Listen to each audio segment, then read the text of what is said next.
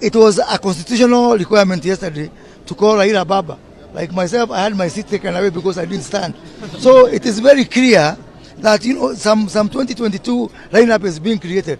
I am not part of that lineup. If supporting Raila is a ticket to heaven, let me go to hell. For nearly half a day, Statehouse Nairobi was the scene of a tense back and forth that ended with a political shift the country is still trying to unpack. Sources close to both camps revealed that Moses Kuria, once a key Mount Kenya political ally to President William Ruto, held a long, emotionally charged meeting with the head of state before announcing his resignation from government. By Tuesday night, the country had its confirmation. Kuria was out. The man who had served in multiple roles under Ruto's administration, from cabinet secretary to economic advisor, was walking away. His official statement cited a desire for personal growth, but insiders and observers aren't buying that as the full story.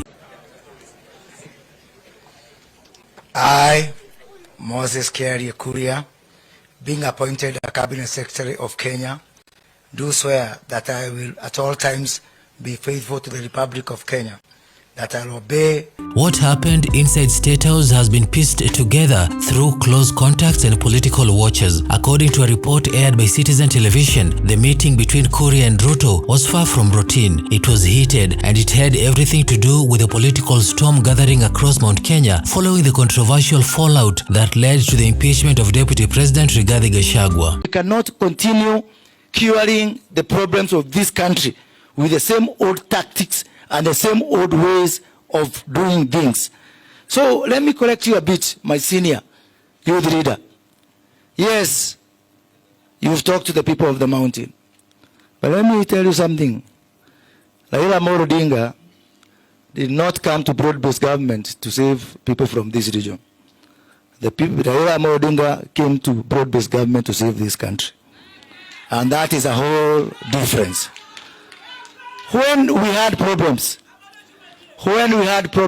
with Gen Z, and you know what? With Gachagua sidelined and grassroots support in the Mount Kenya region quickly eroding, Kuria's exit is being seen not just as a personal decision, but a major blow to Ruto's already shaky grip on the Mount Kenya region. The president, sources say, was increasingly concerned about how the optics of Kuria's departure would play out in a region already feeling politically betrayed. Kuria, once among the loudest cheerleaders of the Kenya Kwanza administration in Mount Kenya, had over time grown quiet.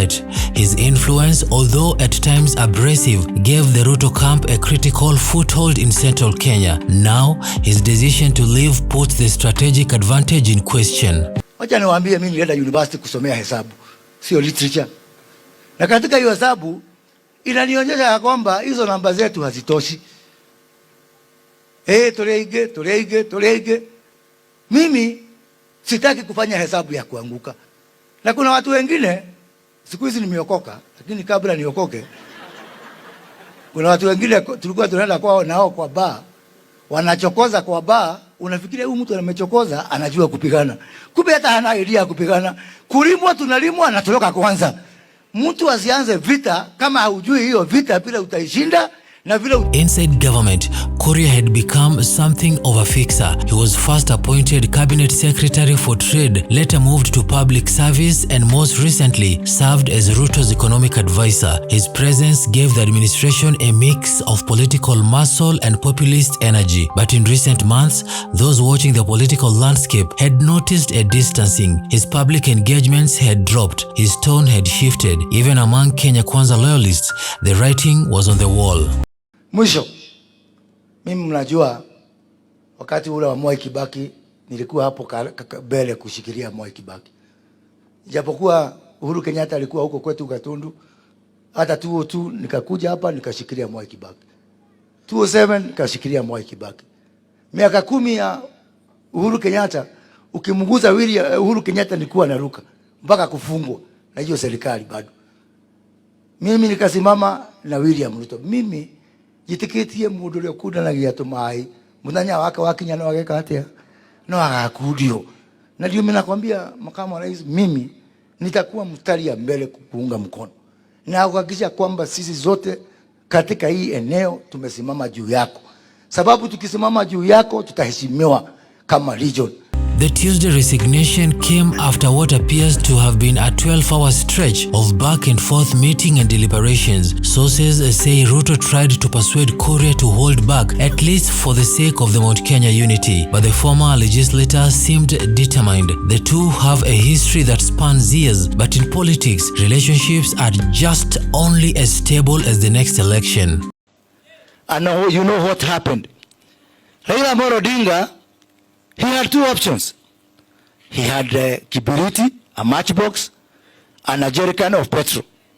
And he had water on the other hand. It was his right to choose any. He could have chosen the jerrycan of petrol na kibiriti na kuchoma Kenya iendelee kuchomeka. But he said, to what does it benefit me?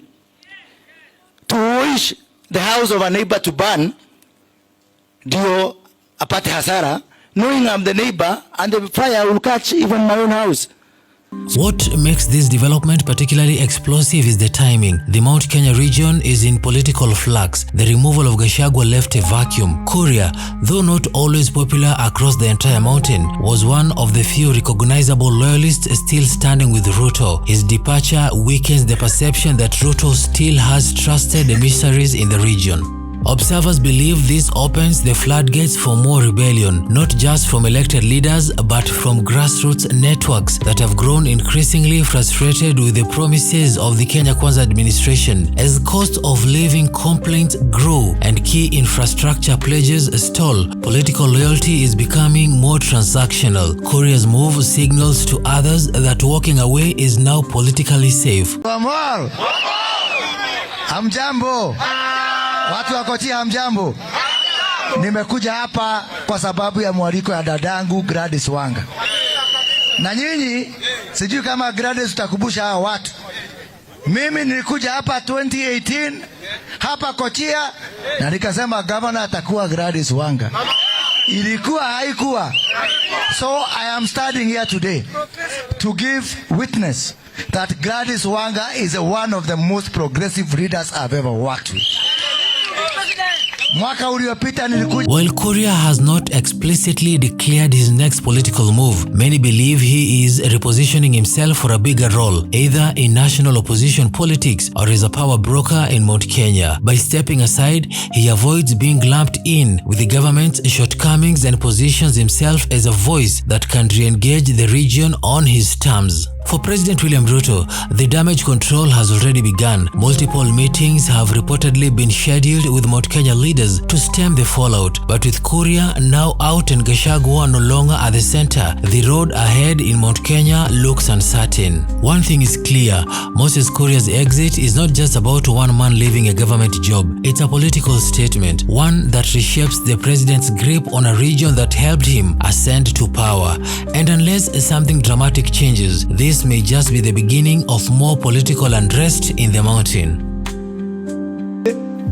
Mimi sitaki kufanya hesabu ya kuanguka. Na kuna watu wengine siku hizi nimeokoka, lakini kabla niokoke kuna watu wengine tulikuwa tunaenda kwao nao kwa baa. Wanachokoza kwa baa, unafikiria huyu mtu amechokoza anajua kupigana. Kumbe hata hana idea kupigana.